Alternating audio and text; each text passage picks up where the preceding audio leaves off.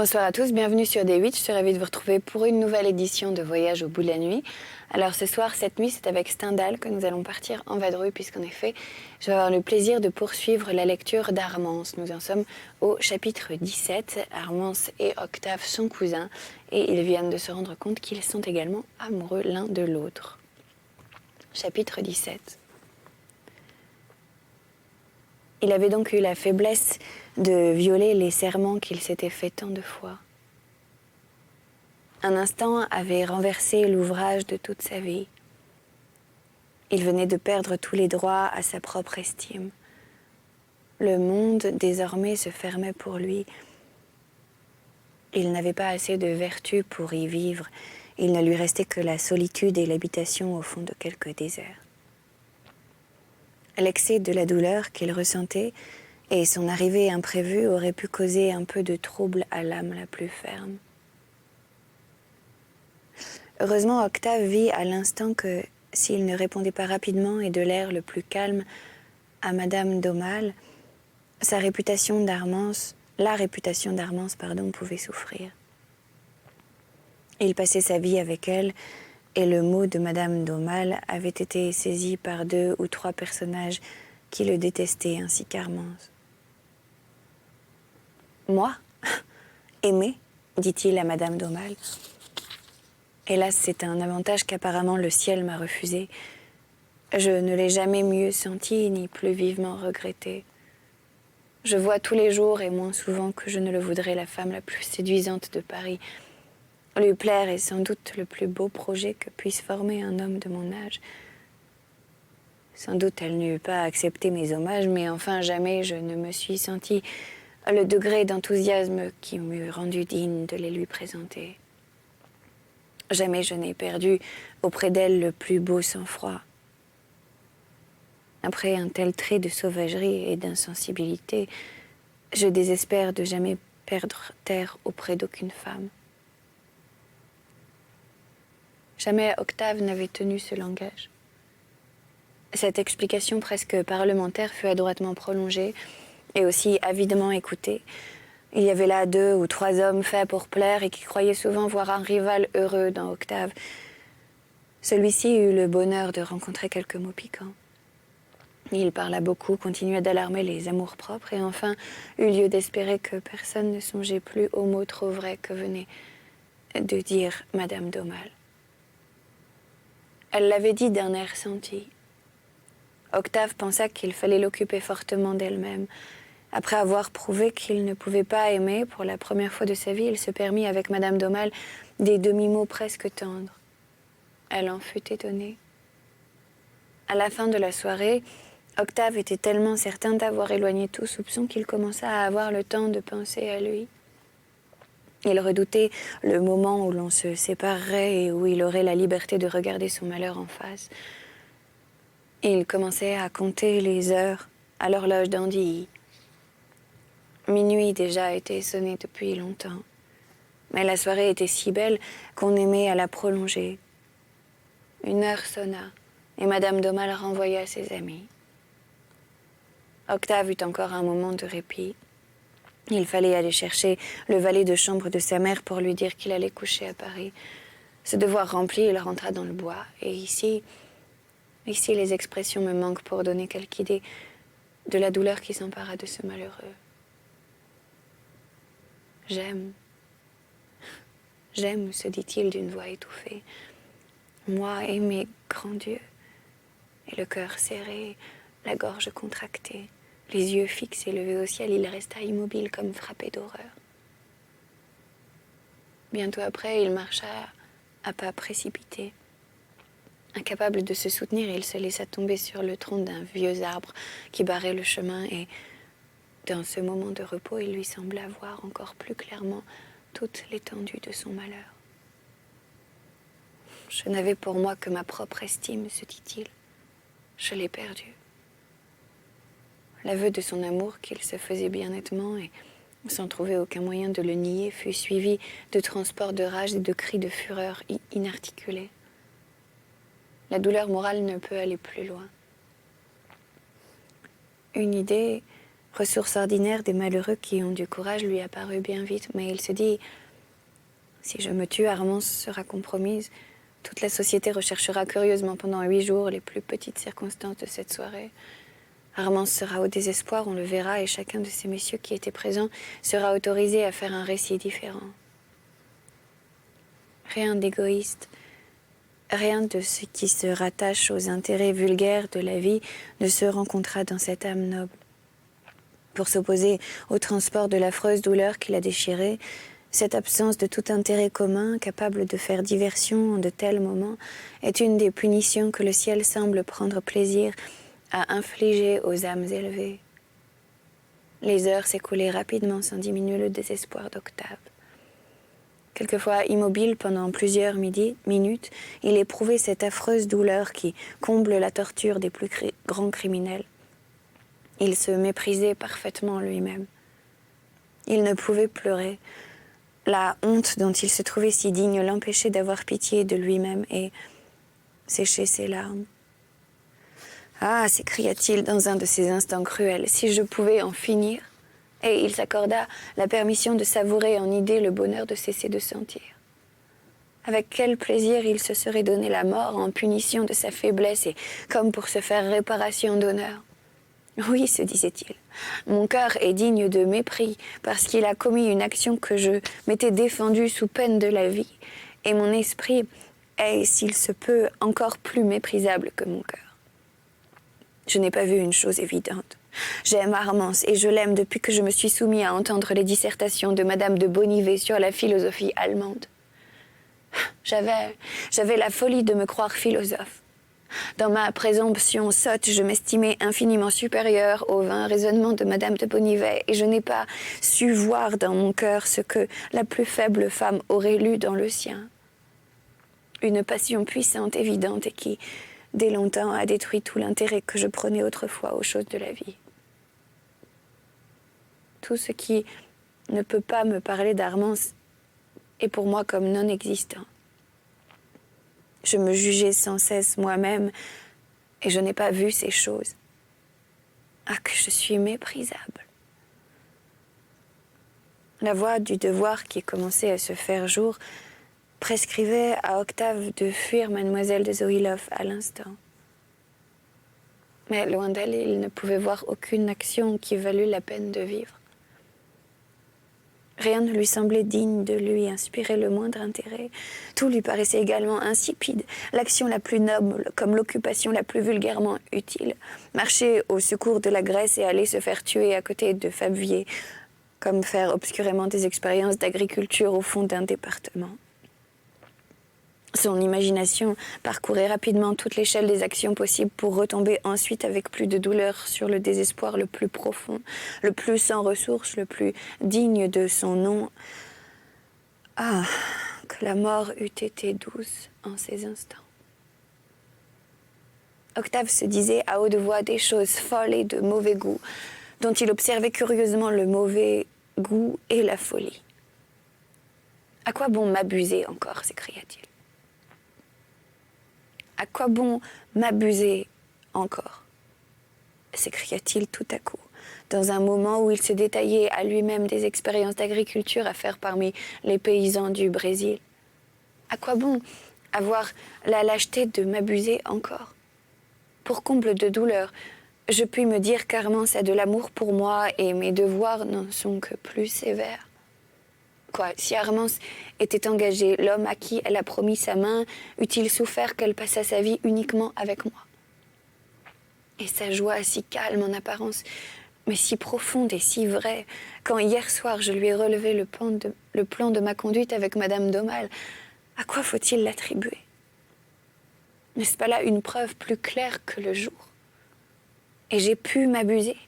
J'étais donc hypocrite avec moi-même, mais j'étais donc sur le chemin qu'ont suivi les plus vils scélérats. Quoi, hier soir à 10h, je n'ai pas aperçu une chose qui ce matin me semble de la dernière évidence. Que je suis faible et méprisable. Avec tout l'orgueil d'un enfant, En toute ma vie, je ne me suis élevée à aucune action d'homme. Et non seulement j'ai fait mon propre malheur, mais j'ai entraîné dans l'abîme l'être du monde qui m'était le plus cher. Oh ciel, comment s'y prendrait-on pour être plus vil que moi? Ce moment produisit presque le délire. La tête d'Octave était comme désorganisée par une chaleur brûlante. À chaque pas que faisait son esprit, il découvrait une nouvelle nuance de malheur, une nouvelle raison pour se mépriser. Cet instinct de bien-être qui existe toujours chez l'homme, même dans les instants les plus cruels, même au pied de l'échafaud, fit qu'Octave voulut comme s'empêcher de penser. Il se serrait la tête des deux mains, il faisait comme des efforts physiques pour ne pas penser. Peu à peu, tout lui devint indifférent, excepté le souvenir d'Armance qu'il devait fuir pour toujours et ne jamais revoir sous quelque prétexte que ce fût. L'amour filial même, si profondément empreint dans son âme, en avait disparu. Il n'eut plus que deux idées. Quitter Armance et ne jamais se permettre de la revoir. Supporter ainsi la vie 1 an ou 2 jusqu'à ce qu'elle fût mariée ou que la société l'eût oubliée. Après quoi, comme on ne songerait plus à lui, il serait libre de finir. Tel fut le dernier sentiment de cette âme épuisée par les souffrances. Octave s'appuya contre un arbre et tomba évanoui. Lorsqu'il revint à la vie, il éprouvait un sentiment de froid extraordinaire. Il ouvrit les yeux. Le jour commençait à poindre. Il se trouva soigné par un paysan qui tâchait de le faire revenir à lui en l'inondant de l'eau froide qu'il allait prendre dans son chapeau à une source voisine. Octave eut un instant de trouble. Ses idées n'étaient pas nettes. Il se trouvait placé sur le revers d'un fossé au milieu d'une clairière dans un bois. Il voyait de grandes masses arrondies de brouillard qui passaient rapidement devant lui. Il ne reconnaissait point le lieu où il était. Tout à coup, tous ces malheurs se présentèrent à sa pensée. On ne meurt pas de douleur. Où il fut mort en cet instant. Il lui échappa quelques cris qui alarmèrent le paysan. La frayeur de cet homme rappela Octave au sentiment du devoir. Il ne fallait pas que ce paysan parlât. Octave prit sa bourse pour lui offrir quelque argent. Il dit à cet homme, qui paraissait avoir pitié de son état, qu'il se trouvait dans le bois à cette heure par suite d'un pari imprudent et qu'il était fort important pour lui qu'on ne sût pas que la fraîcheur de la nuit l'avait incommodé. Le paysan avait l'air de ne pas comprendre. « Si l'on sait que je me suis évanouie, dit Octave, on se moquera de moi. »« Ah, j'entends, dit le paysan, comptez que je ne soufflerai mot. Il ne sera pas dit que je vous ai fait perdre votre pari. Il est heureux pour vous, cependant, que je sois passé, car ma foi, vous aviez l'air mort. » Octave, au lieu de l'écouter, regardait sa bourse. C'était une nouvelle douleur, c'était un présent d'Armance. Il avait du plaisir à sentir sous ses doigts chacune des petites perles d'acier qui étaient attachées au tissu sombre. Dès que le paysan l'eut quitté, Octave rompit une jeune tige de châtaignier avec laquelle il fit un trou dans la terre. Il se permit de donner un baiser à la bourse, présent d'Armance, et il l'enterra au lieu même où il s'était évanoui. « Voilà, se dit-il, ma première action vertueuse. Adieu. Adieu pour la vie, chère Armance. Dieu sait si je t'ai aimée. » Chapitre 18. Sur son sein d'albâtre, elle porte une croix brillante où l'enfant de Jacob imprimerait ses lèvres avec respect et que l'infidèle adorerait. Schiller.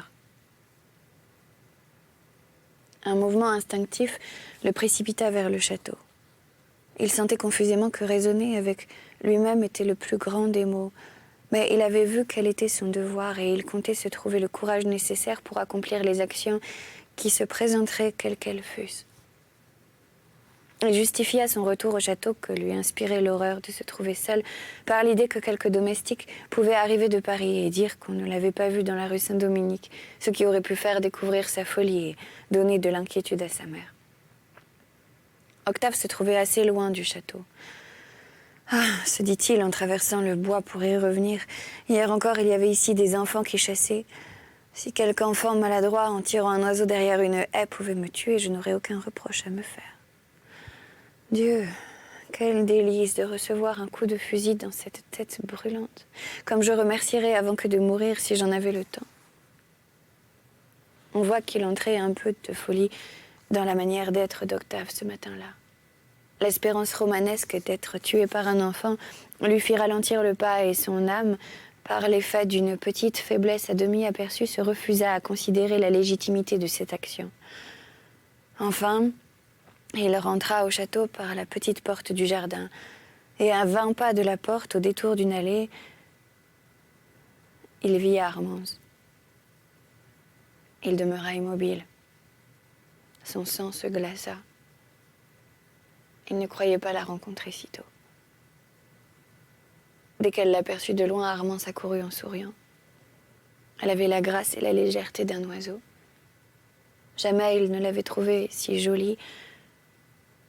Elle songeait à ce qu'il lui avait dit la veille sur sa liaison avec Madame d'Aumale. « Je la vois donc pour la dernière fois, se dit Octave. Et il la regardait avidement. Le grand chapeau de paille d'Armance, sa taille souple et légère, les grosses boucles de cheveux qui s'échappaient sur ses joues et faisaient un contraste charmant avec ses regards si pénétrants et cependant si doux. Il cherchait à tout graver dans son âme, mais ses regards si riants à mesure qu'Armance approchait perdaient bien vite leur air de bonheur. Elle trouvait quelque chose de sinistre dans la manière d'être d'Octave. Elle remarqua que ses vêtements étaient trempés d'eau. Elle lui dit d'une voix que l'émotion faisait trembler: « Qu'avez-vous, mon cousin ?» En prononçant ces mots si simples, elle put à peine retenir ses larmes, tant elle apercevait une étrange expression dans ses regards. « Mademoiselle, lui répondit-il d'un air glacial, vous me permettrez de n'être pas fort sensible à un intérêt qui s'attache à moi comme pour me priver de toute liberté. Il est vrai, j'arrive de Paris et mes habits sont mouillés. Si ces explications ne suffisent pas à la curiosité, j'en donnerai de plus détaillées. Ici, la cruauté d'Octave fut arrêtée malgré lui. Armance, dont les traits étaient d'une mortelle pâleur, semblait faire de vains efforts pour s'éloigner. Elle chancelait visiblement et était sur le point de tomber.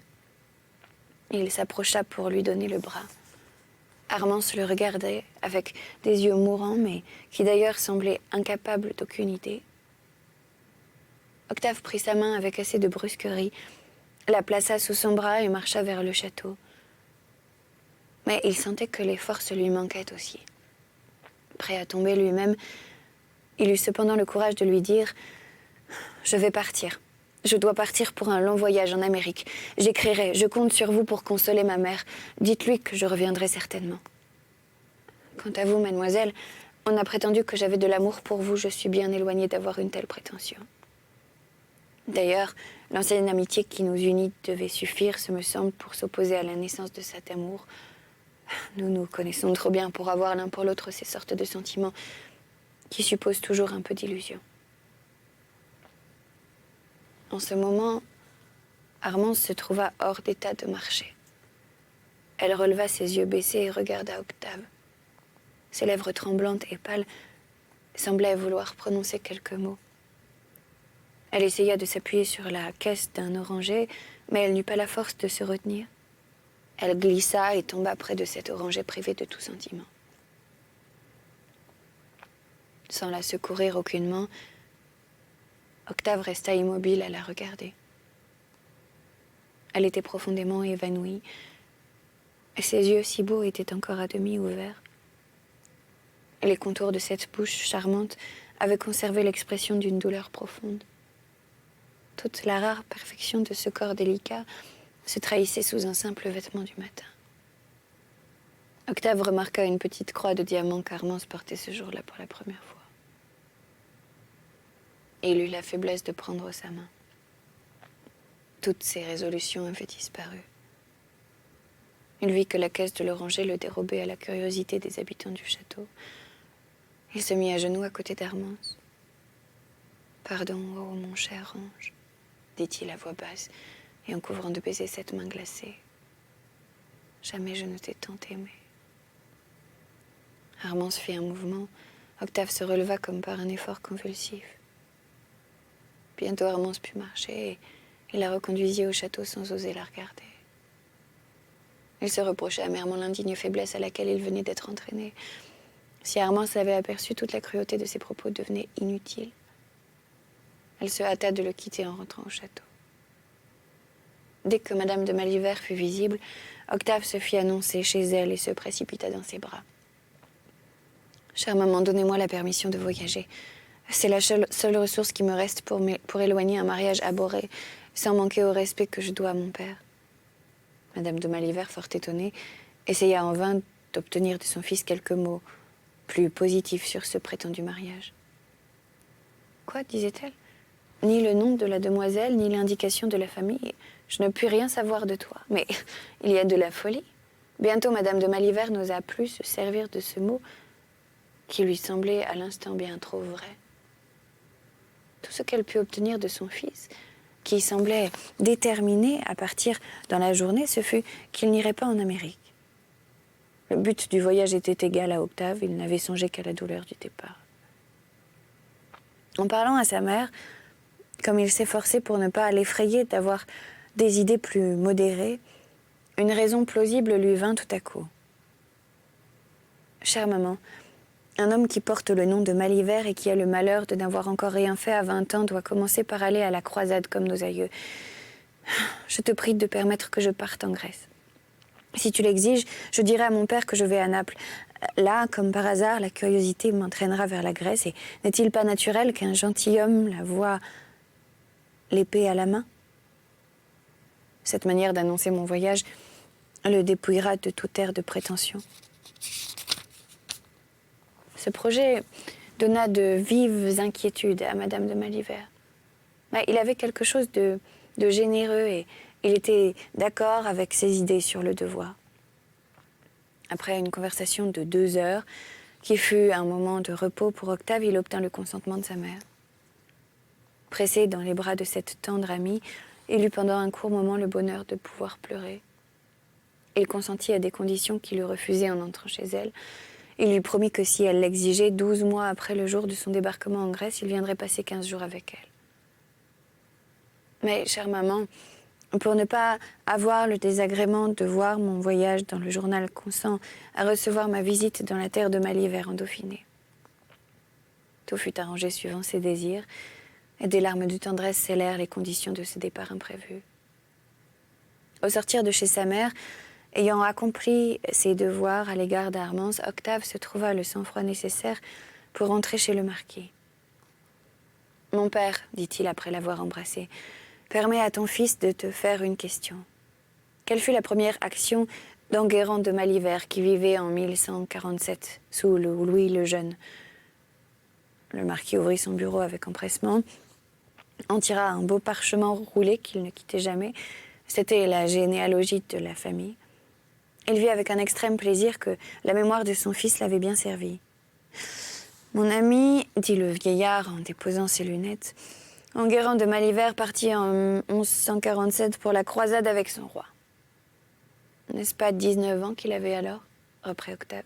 « Précisément 19 ans. » dit le marquis, de plus en plus satisfait du respect dont le jeune vicomte faisait preuve pour l'arbre généalogique de la famille. Quand Octave eut donné au contentement de son père le temps de se développer et de bien s'établir dans son âme, « Mon père, lui dit-il d'une voix ferme, noblesse oblige. J'ai 20 ans passés, je me suis assez occupé de livres, je viens vous demander votre bénédiction et la permission de voyager en Italie et en Sicile. Je ne vous cacherai point, mais c'est à vous seul que je ferai cet aveu, que de Sicile je serai entraîné à passer en Grèce. Je tâcherai d'assister à un combat et reviendrai auprès de vous, un peu plus digne et peut-être du beau nom que vous m'avez transmis. Un peu plus digne peut-être du beau nom que vous m'avez transmis. » Le marquis, quoique fort brave, n'avait point l'âme de ses aïeux du temps de Louis le Jeune. Il était père et un père tendre du XIXe siècle. Il resta tout interdit de la soudaine résolution d'Octave. Il se fut volontiers accommodé d'un fils moins héroïque. Toutefois, l'air austère de ce fils et la fermeté de résolution qui trahissait ses manières lui imposèrent. La vigueur de caractère n'avait jamais été son fort, et il n'osa refuser une permission qu'on lui demandait d'un air à s'en passer s'il la refusait. « Tu me perces le cœur, » dit le bon vieillard en s'approchant de son bureau. Et sans que son fils le lui eût demandé, d'une main tremblante, il écrivit un bon d'une somme assez forte sur un notaire qui avait des fonds à lui. « Prends, » dit-il à Octave, « et plaise à Dieu que ce ne soit pas le dernier argent que je te donne. » Le déjeuner sonna. Heureusement, mesdames d'Aumale et de Bonnivet se trouvaient à Paris, et cette triste famille ne fut pas obligée de cacher sa douleur par de vaines paroles. Octave, un peu fortifié par la conscience d'avoir fait son devoir, se sentit le courage de continuer. Il avait eu l'idée de partir avant le déjeuner, et il pensa qu'il était mieux d'agir exactement comme à l'ordinaire. Les domestiques pouvaient parler. Il se plaça à la petite table du déjeuner, vis-à-vis d'Armance. « C'est pour la dernière fois de ma vie que je la vois, » se disait-il. Pour la dernière fois. Armance eut le bonheur de se brûler d'une manière assez douloureuse en faisant le thé. Ce hasard aurait servi d'excuse à son trouble si quelqu'un, dans cette petite salle, se fût trouvé assez de sang-froid pour le remarquer. Monsieur de Malivert avait la voix tremblante. Pour la première fois de sa vie, il ne trouvait rien d'agréable à dire. Il cherchait si quelque prétexte compatible avec le grand mot « noblesse oblige » que son fils lui avait cité si à propos ne pourrait point lui fournir le moyen de retarder ce départ. Voilà, c'est sur la fin de ce chapitre 18 que nous allons nous arrêter. C'était donc Armance de Stendhal. Je vous remercie d'avoir passé ce moment littéraire avec nous. Je vous invite bien évidemment à nous retrouver sur les réseaux sociaux #VBN. Et quant à moi, je vous dis à très bientôt sur notre chaîne pour de nouvelles aventures littéraires. Voilà, passez une excellente nuit si vous vous couchez et une très bonne journée si vous vous réveillez. Salut!